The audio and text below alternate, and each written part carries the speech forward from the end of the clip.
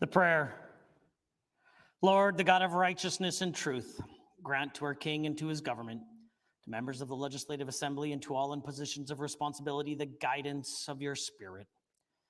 May they never lead the province wrongly through love of power, desire to please, or unworthy ideas, but laying aside all private interest and prejudice, keep in mind their responsibility to seek to improve the condition of all. Amen. Honorable members, please remain standing. Elder Leonard Saddleback of the Samson Cree First Nation, who is joined by his wife, Julia Gibson, will now offer a blessing.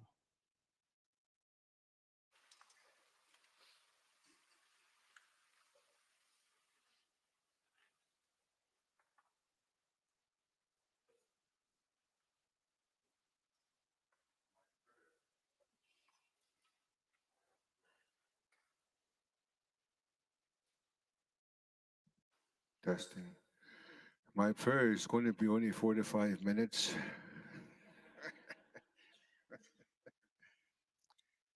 But today I'm grateful to be here again. I gave a name to the Premier. Her name to us, Sagaste no Kape Pasigot, means from the sun, a woman rises and walks out from there. That's her Cree name.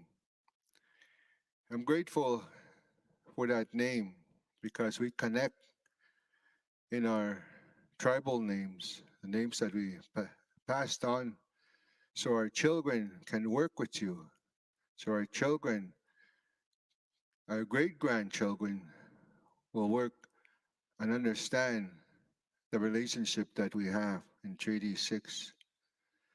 Also, my relatives in the Métis societies, I want to thank all for this prayer as a holistic prayer. In our Sundance ceremonies, the middle pole, the totem pole, is the point of the central meetings for all different nations to understand each other, to live in peace, and create programs for us, for our children to get together and the leaderships to work in this land and to enjoy all people that came from a different area, your ancestors. Today, Creator, I'm asking you for a special blessing to give us the honor of human race, humanity. Everybody matters today, Creator. The things that we understand from school programs, mind over matter. And my ancestors always told us, Creator, I hope they understand. Everything matters. For the existence of tribal laws, for the existence of respect of tribal laws and the laws of others. Creator, today I blessed this group of people in your name, Manto, say Manto, Lord, Savior. I understand all the things that we've done in our ceremonies. For 58 years, I honored you and fasted 44 days before we do a Sundance. This is a gathering of the blessings that I bless this gathering to work together and to enjoy in happiness, right or wrong, to correct that. And all the stuff that you've given us, this land, everything, the gravel, the trees, the animals, the fish. Creator, give these people that special blessing to understand, to help us, to help all, not just a few people, but all the hospitals, all the schools, every institution, Creator. I'm asking you to bless that. Last night, the prayers that I did with my pipe, the prayers that I did in my mind, heart, and soul, I honor Rick Wilson today in that prayer, Eagle Man, Kihunapil. Give us that blessing today to understand. And also the woman, Layla, who her Cree name is Pisusku, Thunderbird Woman. Bringing this tobacco to me today is a great honor. And with that, I want to honor and bless the Lieutenant Governor to speak throne, to give us an understanding so I can go back to my reserve and that understanding to talk to my people in a good way. With that, hi, hi.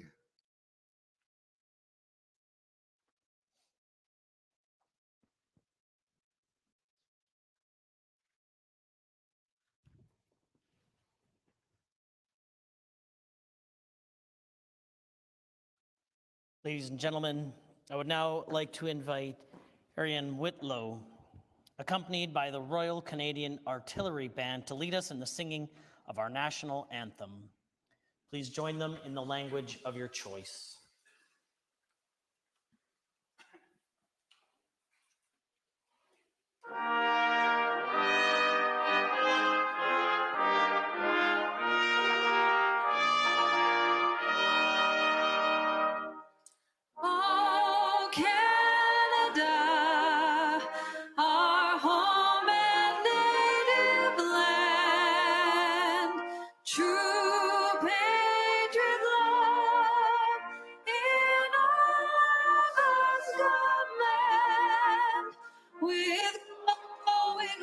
We see thee rise, true north, strong and free. From far and wide, oh Canada, we stand on guard for thee. God keep our land glorious and free. Oh, Canada, we stand on guard for thee. Oh, Canada, we stand on guard for thee.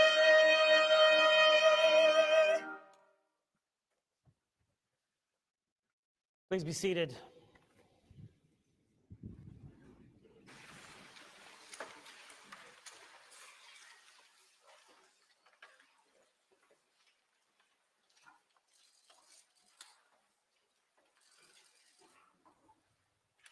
Honorable members, I think we should have the RCA band here every week for O Canada. The RCA band will now play a brief musical interlude. The piece to be performed is entitled Grand Valley Fanfare. The RCA band, Canada's oldest regular army band, was formed in Quebec City in 1879 and reconstituted in Edmonton in 1997. It's subsequently stationed in Montreal and Halifax, and it has been in service for both World Wars and in Korea, and has traveled across Canada and beyond our borders. Please enjoy this performance of Grand Valley Fanfare by the Royal Canadian Artillery Band.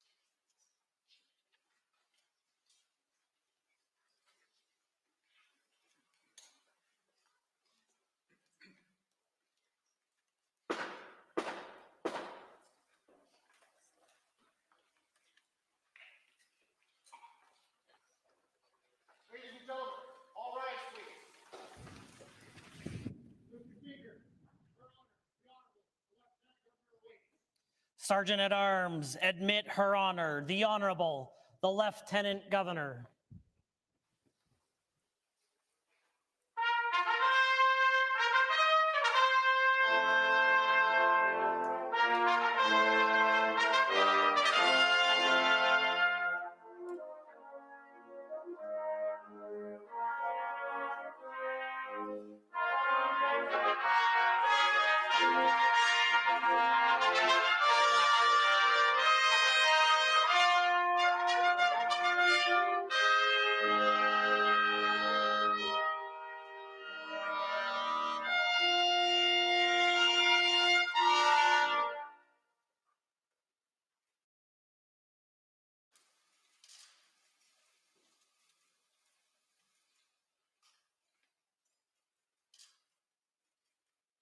Please be seated.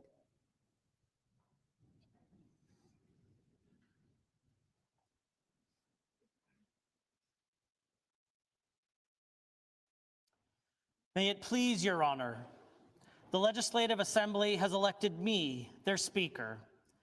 Though I am but little able to fulfill the important duties thus assigned to me, if, in the performance of those duties, I should at any time fall into error, I pray that the fault may be imputed to me and not to the Assembly, whose servant I am, and who, through me, the better to enable them to discharge their duty to their king, province, and people, humbly claim all their undoubted rights and privileges, especially that they may have freedom of speech in their debates, access to your honor's person at all sensible times, and that their proceedings may receive your honors the highest favorable construction. Your Honor, the Provincial Secretary, the Minister of Justice, and the Keeper of the Great Seal of Alberta. Mr. Speaker, I am commanded by Her Honor, the Honourable Lieutenant Governor, to declare to you that she freely confides in the duty and attachment of this Assembly to His Majesty's person and government, and not doubting that their proceedings will be conducted with wisdom, temper, and prudence. She grants and upon all occasions will recognize and allow their constitutional privileges. I am commanded also to assure you that the Assembly shall have ready access to Her Honor upon all seasonable occasions, and that their proceedings, as well as your words and actions, will constantly receive from her the most favorable construction.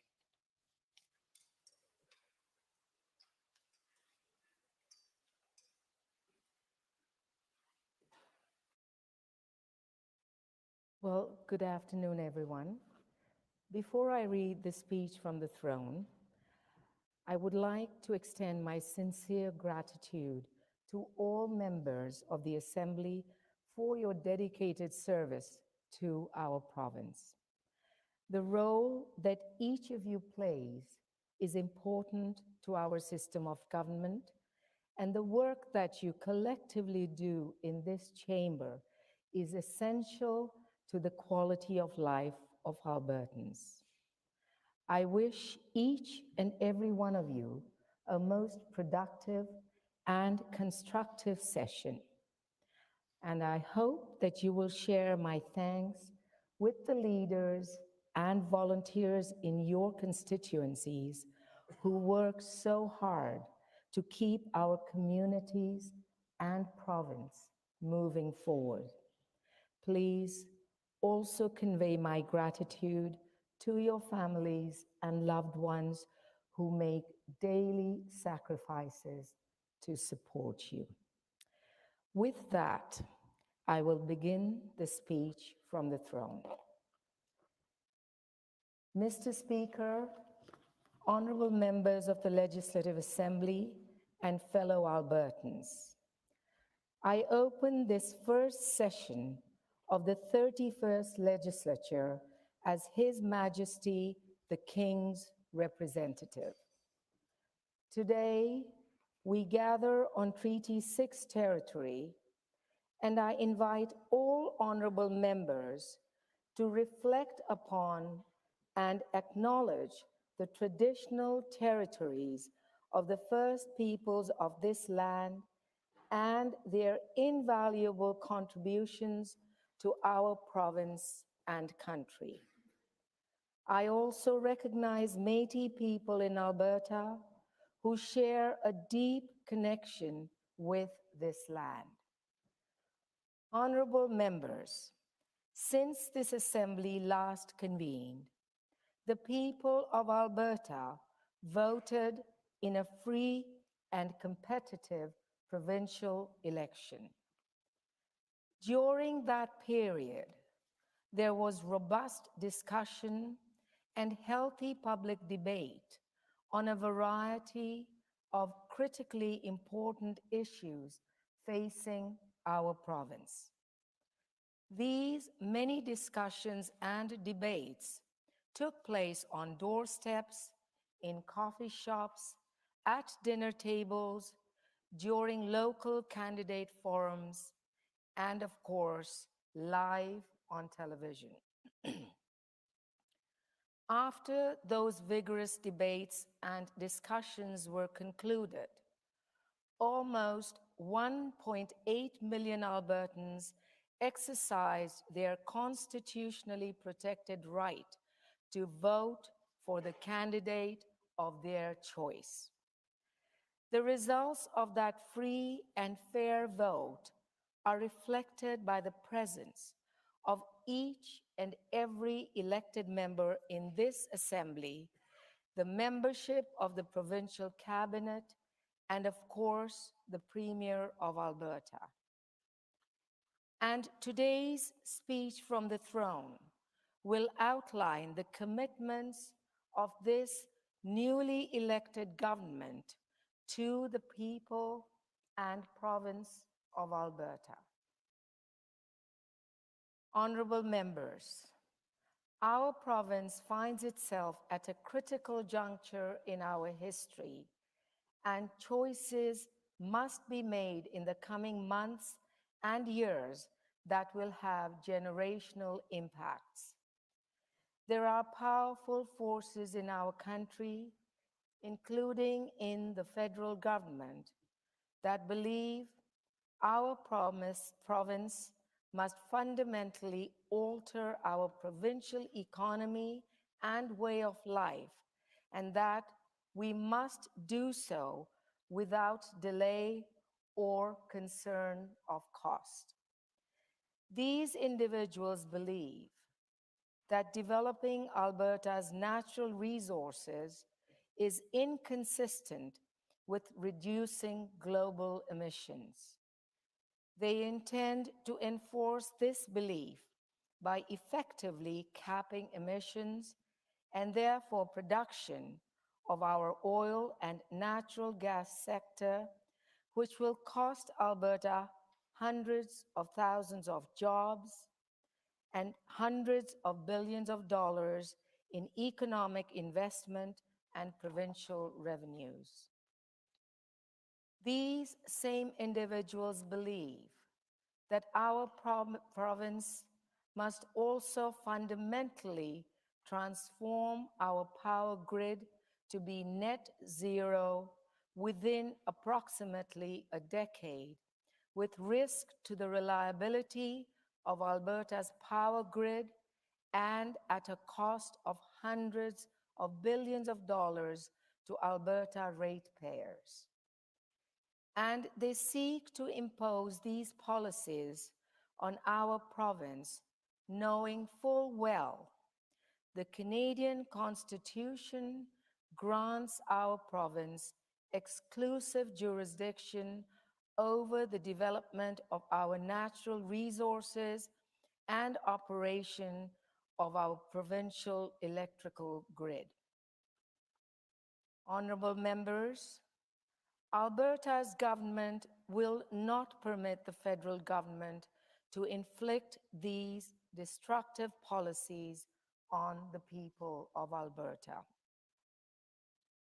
If the federal government continues down its current path, Alberta's government will, over the coming months, introduce several motions under the Sovereignty Within a United Canada Act, detailing provincial initiatives and legislation necessary to protect Albertans from these unconstitutional and harmful policies. It is the Alberta government's position that every Albertan must have access to affordable and reliable electricity, no matter the weather or time of day, and this government will not permit misguided federal policies to risk the safety and prosperity of Albertans.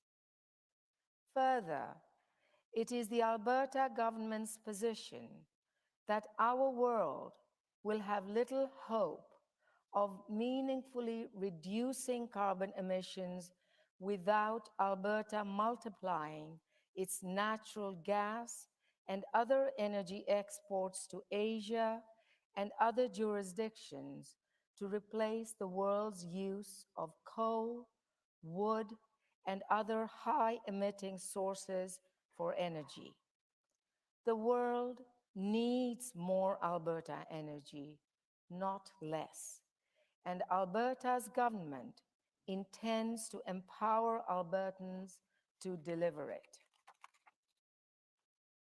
Honorable members, Alberta's government does not believe Alberta has in any way reached the peak of our provincial journey. Just the opposite. In fact, the government believes our province is still in the midst of Alberta's century. Our province is growing faster than at any other time in our history. Hundreds of thousands of new and wonderful people are intentionally choosing to call this province home each year. As we surpass 5 million people in the coming 24 months, Alberta's government must set priorities and guide its work through the lens of understanding that by 2050, our province is projected to be the second largest in the country, with a population approaching 10 million people. This growth represents both incredible opportunities and massive challenges. It means our economy will be one of the strongest in the world for many decades. It means that all the technology and growth required to build flourishing new industries and transform and grow established ones will occur right in our front yard. It means massive infrastructure improvements and new recreational and entertainment opportunities that will build our quality of life and culture for decades. It means the best and brightest from all over the world will continue treating this province as a land of promise, a shining city on a hill where those willing to work hard and contribute can realize their and their families' greatest dreams. But it also means our province will face significant challenges. Challenges born out of high growth and economic activity. Our province has experienced these challenges in the past, but Alberta's government intends to learn from both the successes and mistakes of past governments in dealing with these challenges as we move forward. A primary concern in times of growth is affordability. We have seen cities, provinces, states, and countries across the world fail to address this issue effectively for decades. Alberta needs to be the exception to those failed examples and forge our own successful path to prosperity. Albertans, new and old, need to be able to rent apartments and homes for their families without compromising their food budget. When they have good credit, they need to be able to purchase a home at an attainable price. The cost of fuel for their vehicles needs to be reasonable and stable. Electricity prices and insurance premiums need to reflect the reality of people's paychecks. Although it is certainly a bold undertaking, Alberta's government intends to tackle all these affordability challenges head on. The biggest expense for almost every Albertan and Canadian are the taxes we pay. The burden has simply become too great for most to bear. Income taxes, sales taxes, fuel taxes, and of course, the inflation-inducing federal carbon tax. Albertans are taxed too much, and it's making everything Albertans need to live more expensive. For obvious reasons, Alberta's government can do little about the federal carbon tax or federal sales tax. But it can and will do its part to lower the tax burden for Albertans. That is why Alberta's government will introduce Bill 1, the Taxpayer Protection Amendment Act, to guarantee there will be no new taxes or increases in personal or business taxes in this province without approval by Albertans in a referendum. In addition, Alberta's government will lower the tax burden for Albertans by creating a new 8% tax bracket on income under $60,000, saving Alberta taxpayers up to $750 annually. The government will also legislatively extend the fuel tax pause until December 31st, 2023, and has made the fuel tax relief program permanent to protect Albertans during times of high oil prices. Albertans will reap the benefits of these tax cuts and their consumer protections. They will keep more of their hard-earned money for the things that are important to them, whether that's nutritious food, hockey fees, dance lessons, further education, family vacations, or retirement savings. Honorable members, housing and the price of housing has become one of the greatest concerns across the country. Albertans feel these pressures, and Alberta's government is here to support them. The government is expanding the use of rent supplements to better use existing rental market capacity and help more Albertans get into suitable, affordable housing. Alberta's government is also working to develop partnerships and build capacity within the housing system to support an additional 12,000 low-income households through rent assistance.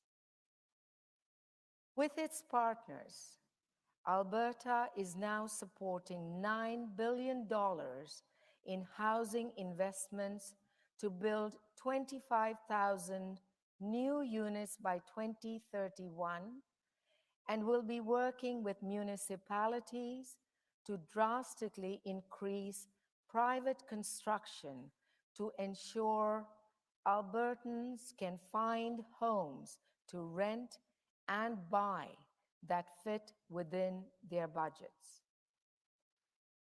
Albertans' electricity costs are too high, honorable members. There are many reasons for this. A rushed provincial transition from coal to natural gas and federal policies that are scaring away new investment in electricity generation from natural gas are the primary culprits, but there are certainly additional factors. Regardless, electricity in Alberta has gone from being among the most affordable in the country to among the most expensive. Alberta's government will not allow that to continue. Over the coming months, Alberta's government will work collaboratively with industry and consumers on a package of substantive reforms to ensure Albertans have an electricity grid that gives them access to affordable and reliable power and supports the expansion of a power grid that will need to more than double its base load capacity in the coming decades. These reforms will ensure ample natural gas-generated electricity is brought onto the electricity grid to ensure prices are pushed down and the lights always stay on. It will ensure that our electricity market is free from market manipulation and that ratepayers are not left with unaffordable electricity rates under what is now inappropriately termed the regulated rate option. Alberta's government will incentivize investments in carbon capture, utilization and storage, nuclear, geothermal, and other reliable sources of base load power. It will modernize the grid and incentivize consumers to install solar panels and other energy-efficient technologies in their homes and businesses to decrease demand stress on the grid. And Alberta's government will conclude work on a regulatory regime that continues to see Alberta lead the country in renewable energy growth in a manner that is financially sustainable, protects our pristine landscapes and prime agricultural lands, guarantees end-of-life site reclamation, and does not risk the integrity of our power grid. Simply put, Albertans will have affordable and reliable electricity when and where they need it. And the province will accomplish all this while moving towards a carbon-neutral electrical grid by 2050. Insurance premiums are another cost of living pressure that this government must act on. Albertans can't just choose not to have insurance. They need it for their vehicles and property. And although Alberta's government supports the consumer choices and other advantages that our free market insurance system provides, our insurance industry must understand that when it provides a product that effectively all Albertans are required to have, consumers must be protected from undeserved spikes in the costs of those products. That is why Alberta's government froze auto insurance rates before the end of last year. And it is why, when the government lifts that freeze in the new year, it will also implement a series of reforms to limit increases to premiums for drivers who have safe driving records and introduce other changes to assist insurers to keep premiums more reasonable and competitive with the rest of the country on a go-forward basis. Life in Alberta must be affordable for those who choose to live here. Life in Alberta must also be safe. Albertans are done with allowing further deterioration of public safety on our streets, especially in Edmonton and Calgary. They are done with open-air drug use and unsafe tent cities, and criminals being repeatedly released on bail to reoffend.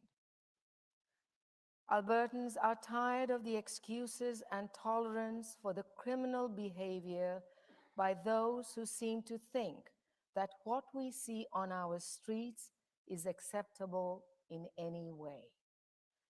That is why Alberta's government will provide funding to support the hiring of hundreds of new police officers and introduce multiple justice system reforms to do all that is possible as a province to arrest and put criminals behind bars.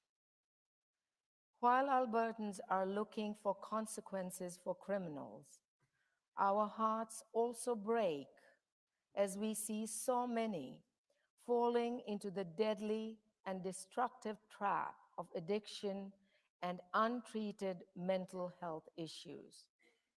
In many instances, these Albertans have become a danger to themselves and others in the community.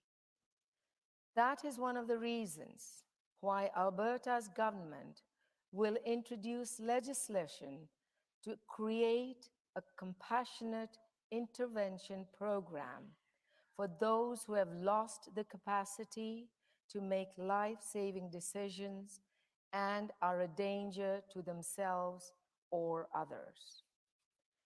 And it's why Alberta's government is establishing 11 recovery communities and adding to the more than 10,000 new publicly funded addiction treatment spaces across the province. We owe it to these Albertans, their families, and the community to find a better way to get them the help they need. Our streets and communities must be safe, and Alberta's government calls on the federal government, municipal councils, and police commissions to work together to aggressively address this critically urgent challenge.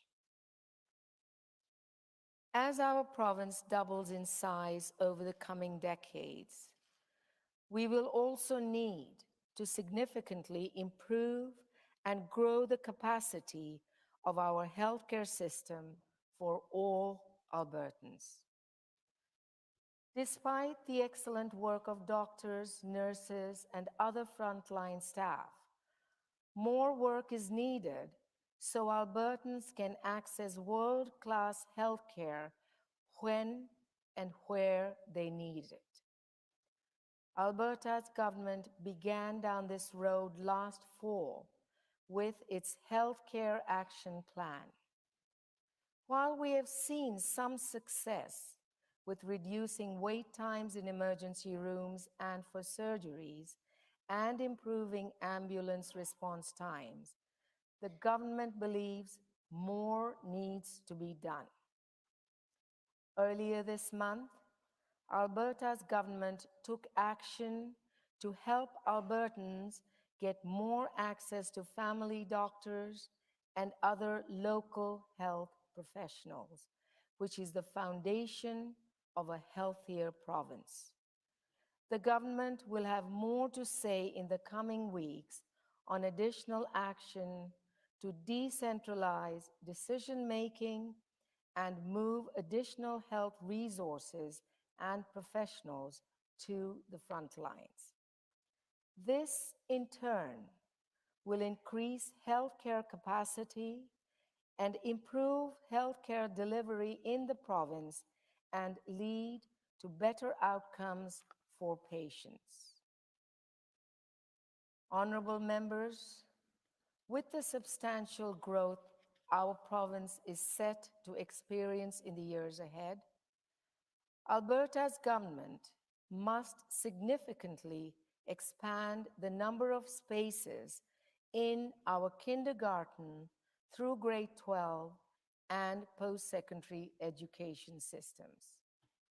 Not only does our province need many more classrooms, teachers, assistants, and support staff, we also need more quality educational choices for parents by growing capacity in and improving the quality of our public, separate, charter, independent, and home schooling systems.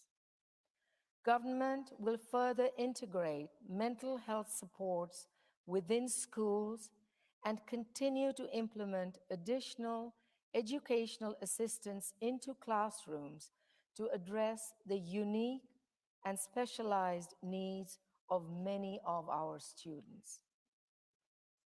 Alberta's government will also ensure our kindergarten through grade 12 and post-secondary school systems outline clear paths for students and parents to help direct students into the jobs and careers our province needs most.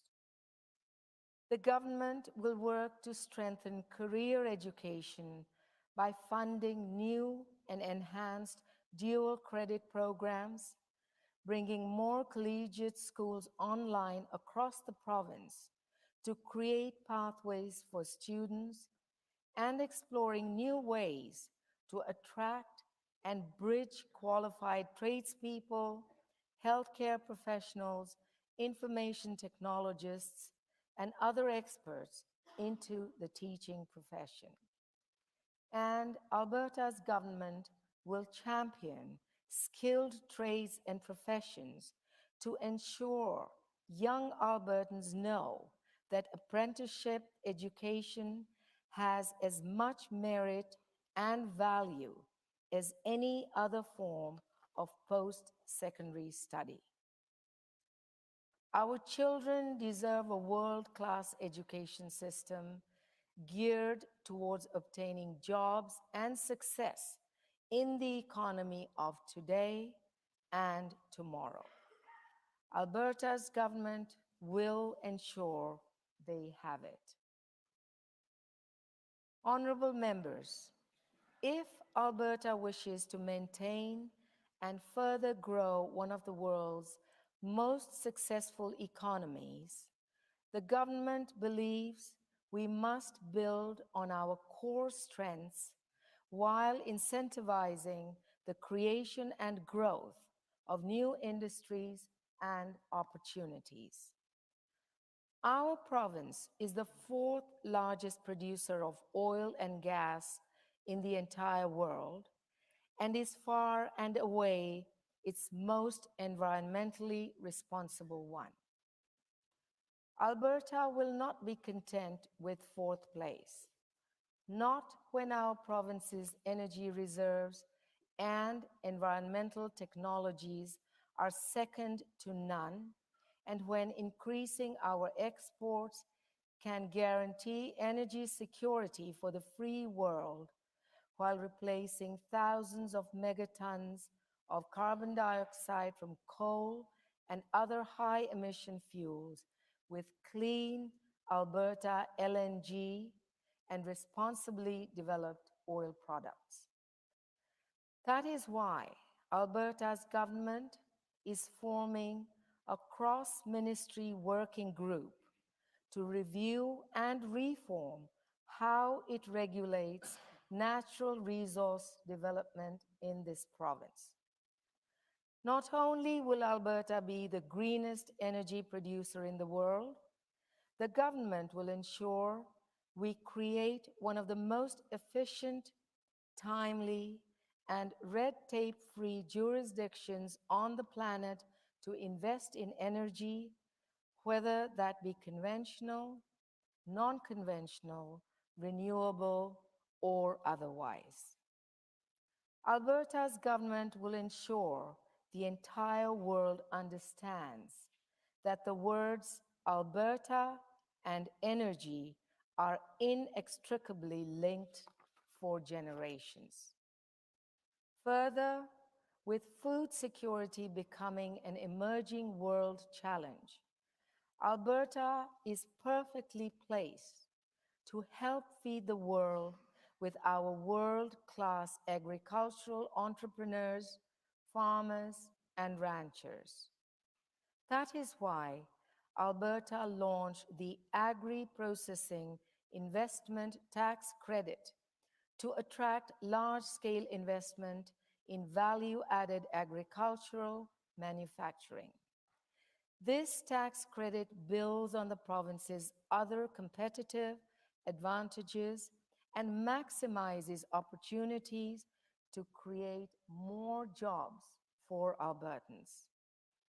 And although energy and agriculture will be the bread and butter of our economy for the foreseeable future, the government will not wait to build the industries of tomorrow. Alberta's government will incentivize the development of new and emerging industries such as hydrogen, rare earth minerals, technology, new forestry products, tourism, and culture. And as it does so, the government will remove barriers for new Albertans to qualify to work in the jobs our economy needs most, and where they are often already qualified to work, by working with our professional regulatory partners to create a more efficient and streamlined system for the best and brightest to join the workforce of tomorrow and secure our province's future.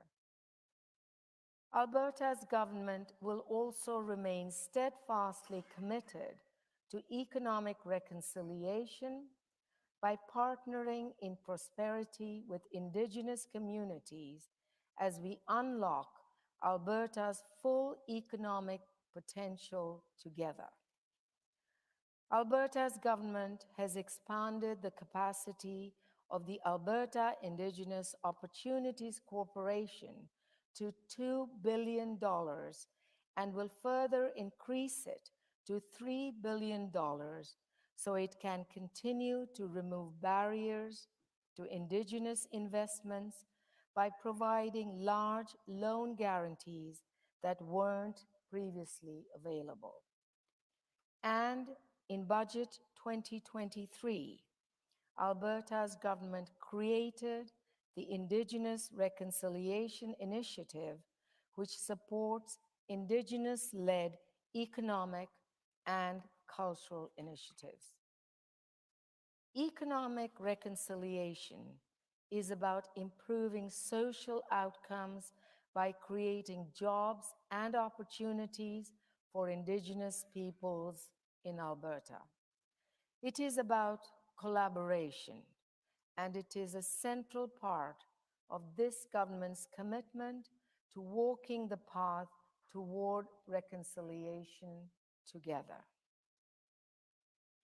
Honourable members, as our province grows by another 1 million people over the next 5 years and to 10 million by 2050, so too must investment in our municipalities and provincial transportation network.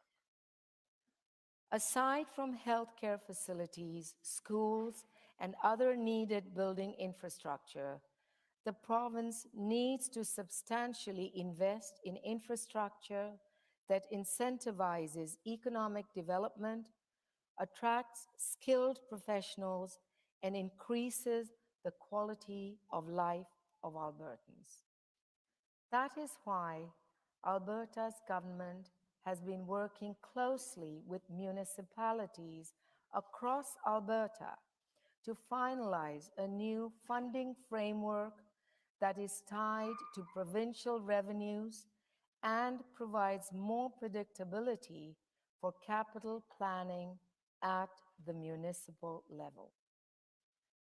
But the province also needs to significantly expand our provincial transportation and highway network and build commuter rail links between our two largest cities and their growing neighboring communities and airports. We need to decongest our highways to Kananaskis and Banff with a passenger rail tie between the Calgary Airport, downtown Calgary, and Canmore, Banff.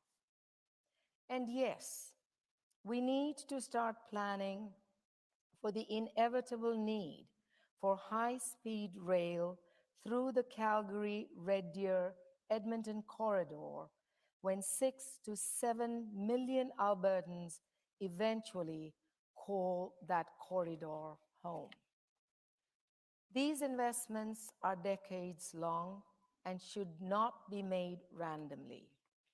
They must be planned carefully and in an integrated fashion to ensure the most efficient and timely use of tax dollars. Alberta's government intends to do just that.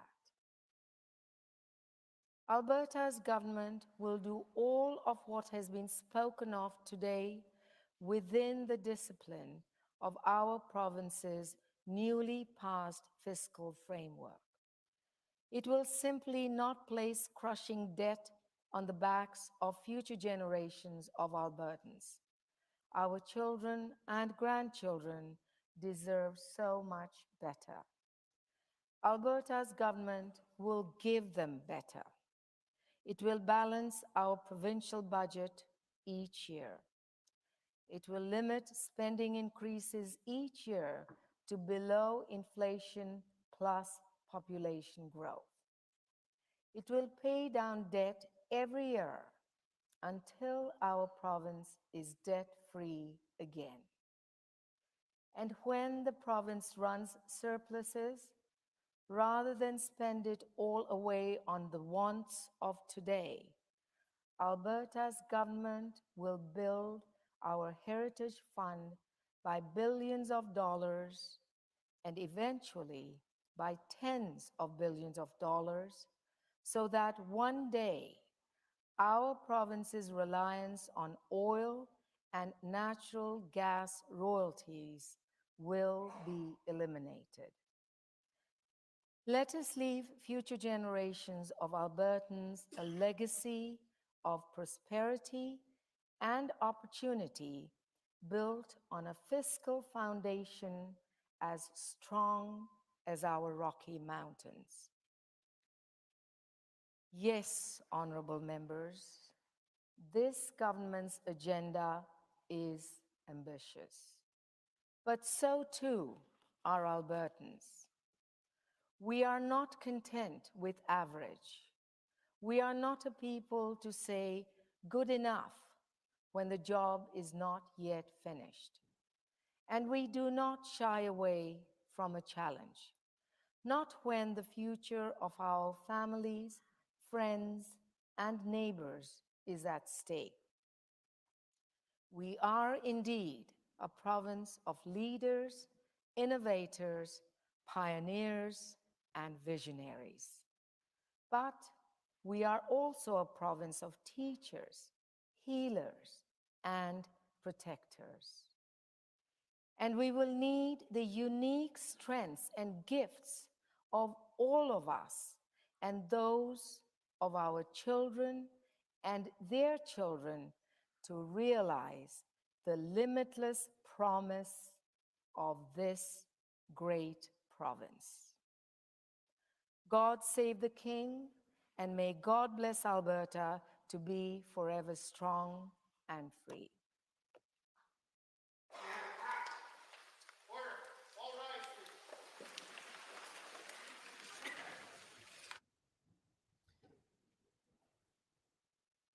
Ladies and gentlemen, I would now invite Ariana Whitlow, accompanied by the RCA Artillery Band, to lead us in the singing of God Save the King.